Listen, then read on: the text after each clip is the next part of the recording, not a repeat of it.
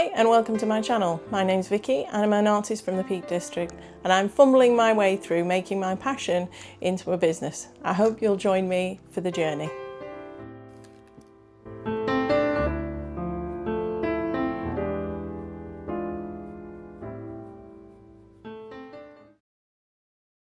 Today I wanted to discuss reference photos for those of you that don't own a giraffe, a zebra, a tiger or even a goat. Although I would really like to own a goat. Do you think you could exchange your child for a goat? Might run it past my husband later. I think it's an option. Copyright. So just as your art is copyrighted to you, and if someone stole my artwork, I would not be best pleased. A photographer's work is also copyrighted to them. Those photographs are copyrighted to the photographer that took the image. Therefore, you cannot use it. You cannot change 80%, you cannot change 40%. It doesn't matter how much you change it, it is still copyrighted to that photographer. It's stealing. And we're always told, don't steal. It's bad. It's very bad. Anyway, there are places that you can get copyright images from to use for references for your art. That being said, if you are friends with a photographer or you go on Patreon, certain photographers will allow you to buy the permission to use that image as a reference. If they're your friends, hopefully maybe, you can buy them a pint and get it for free. So there are websites that are safe to use. There are two free ones, Pixabay and Unsplash.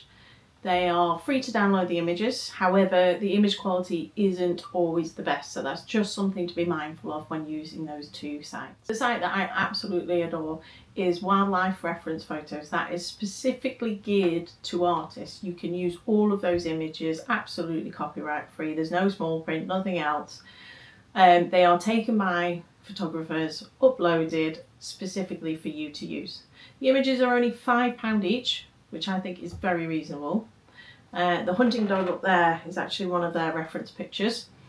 I think I ended up buying far too many at the time. I haven't even used all of them. The only sort of small drawback with it is because it's a small site, there's not as much quantity of photographs. That was really bad grammar.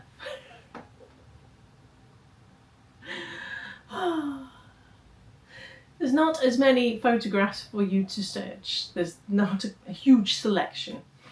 One of the other sites you can use is iStock. Now they do a subscription plan. I didn't delve into that too much because it's mega expensive.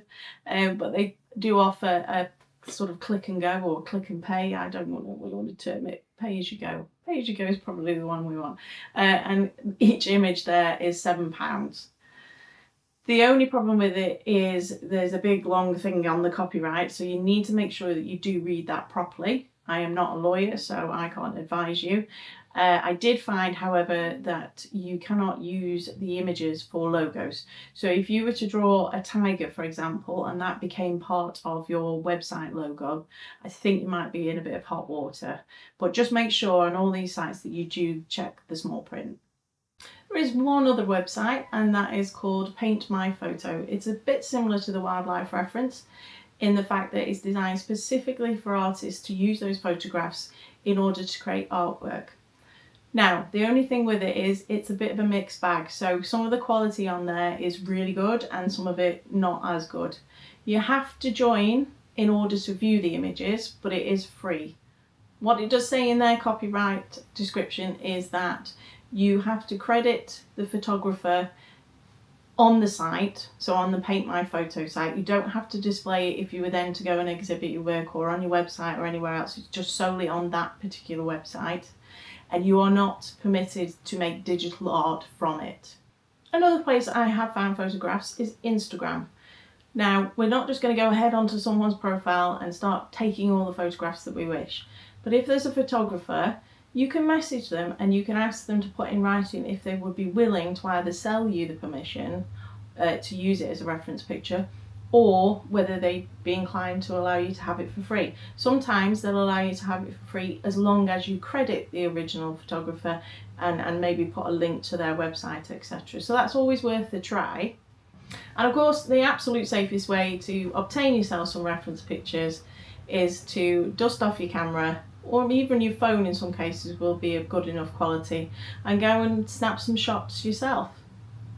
That was very close to being a swear word. Just saying, like.